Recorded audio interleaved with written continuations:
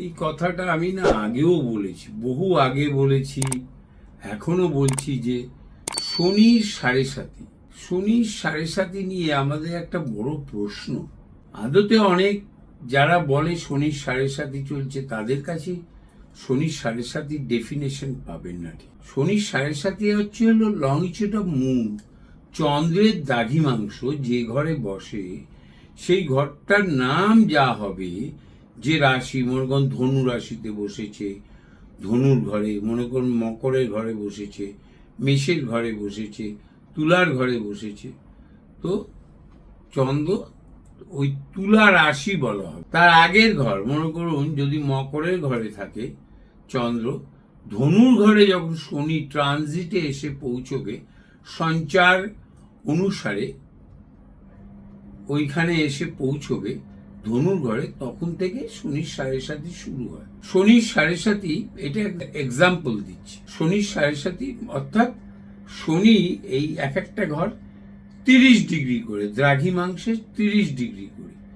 এই 30 ডিগ্রি করে হলে এই 30 ডিগ্রি ক্রস করতে শনির সময় লাগে 2.5 বছর।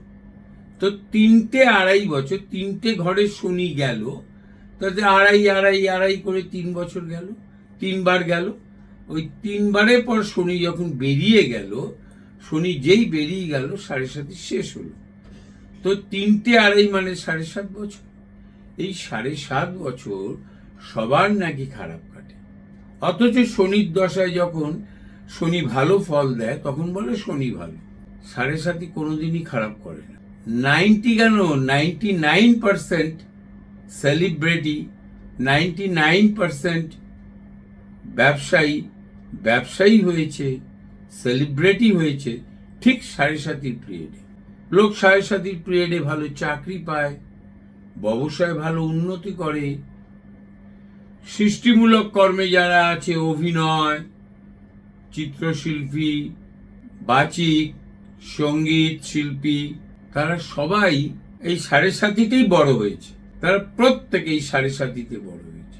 রাজনীতিবিদ, আমি এমন দেখেছি রাজনীতিবিদ, সে ব্লক স্তরের লিডার ছিল, লিডারও নয়, কর্মী, 7.5 বছরে সে ব্লকে হয়েছে, ডিস্ট্রিক্টে হয়েছে, এমএলএ হয়েছে, মন্ত্রী হয়েছে।